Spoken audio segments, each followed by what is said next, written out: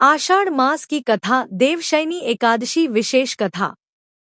जब आषाढ़ की पहली बारिश धरती को छूती है तब एक दादी माँ अपनी पोती पोतों को सुनाती है वो कथा, जब स्वयं नारायण योगनिद्रा में चले जाते हैं।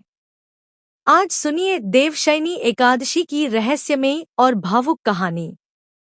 ये आषाढ़ मास है, सावन से पहले की वो पवित्र घड़ी जब धरती पर हरियाली छा जाती है और भक्तों के हृदय में भक्ति की नर्म चादर बिछ जाती है। इसी मास की शुक्ल पक्ष की एकादशी को आता है देवशयनी एकादशी, जब स्वयं भगवान विष्णु 4 महीने के लिए योग निद्रा में चले जाते हैं। इस दिन से ही चातुर्मास का प्रारंभ होता है। प्राचीन काल की बात है, एक बार लक्ष्मी माता ने भगवान विष्णु से निवेदन किया, प्रभु, आप पूरे वर्ष देवताओं, असुरों और भक्तों के कार्यों में लगे रहते हैं। आपके विश्राम का कोई समय नहीं होता।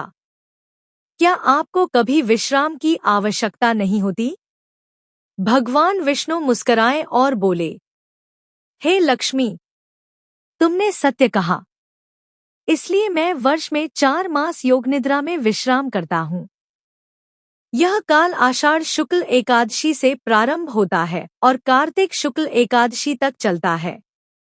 इसीलिए यह दिन देवशयनी एकादशी कहलाता है। इसे हरिशयनी एकादशी भी कहा जाता है। भक्ति से जुड़ी ग्रामीण कथा। बेटा, जब मैं छोटा था ना, तो मेरी दादी माँ हर देवशयनी एकादशी को उपवास रखती थी। वो कहती थी, आज के दिन भगवान विष्णु पाताल लोक में राजा बलि को वचन निभाने जाते हैं और वहीं योग निद्रा में विश्राम करते हैं। इसलिए ये दिन बहुत पावन है।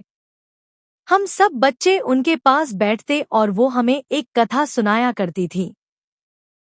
राजा बलि और विष्णु जी की कथा।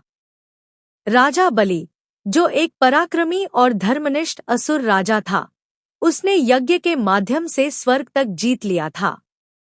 इंद्र और अन्य देवता भयभीत हो गए। तब भगवान विष्णु ने वामन अवतार लिया। एक छोटे ब्राह्मण बालक के रूप में भगवान वामन राजा बलि से 3 पग भूमि मांगने पहुंचे। बलि ने वचन दिया। पहले पग में भगवान ने पूरी पृथ्वी नाप ली, दूसरे में आकाश। अब तीसरा पग रखने को कोई स्थान नहीं बचा। राजा बलि मुस्कुराया और अपना सिर आगे कर दिया। प्रभु, अब तीसरा पग मेरे सिर पर रख दीजिए। भगवान प्रसन्न हुए, परंतु उन्होंने राजा बलि को पाताल लोक का स्वामी बनाया और वचन दिया, चातुर्मास के 4 महीने में तुम्हारे लोक में विश्राम करूंगा। यही है देवशयनी एकादशी का रहस्य। प्रभु, जब आप ही 4 महीने के लिए सो जाएंगे तो हमारी रक्षा कौन करेगा? भक्त, ये समय तुम्हारी परीक्षा का है। जब मैं निद्रा में रहूं, तब तुम मेरी आराधना से संसार में धर्म को बनाए रखो। यही सच्ची भक्ति है। देवशयनी एकादशी का उपवास करने से मनुष्य के सभी पाप नष्ट हो जाते हैं। इस दिन व्रत, भगवान विष्णु की पूजा, तुलसी को जल अर्पण और कथा श्रवण अत्यंत पुण्यदायक होता है। तो आओ भक्तों, इस देवशयनी एकादशी पर हम भी संकल्प ले कि चातुर्मास के 4 महीने तक व्रत, संयम और भक्ति से अपने जीवन को शुद्ध करेंगे। क्योंकि जब भगवान सोते हैं तब धर्म को जागना होता है। क्योंकि जब भगवान सोते हैं तब धर्म को जागना होता है। जब भगवान योग निद्रा में हों, तब हमारी भक्ति ही उनका जागरण बन जाती है। आओ, चातुर्मास के इन पावन महीनों में हम अपने अंतःकरण को शुद्ध करें और धर्म के पथ पर अडिग रहें। जय श्री हरि विष्णु।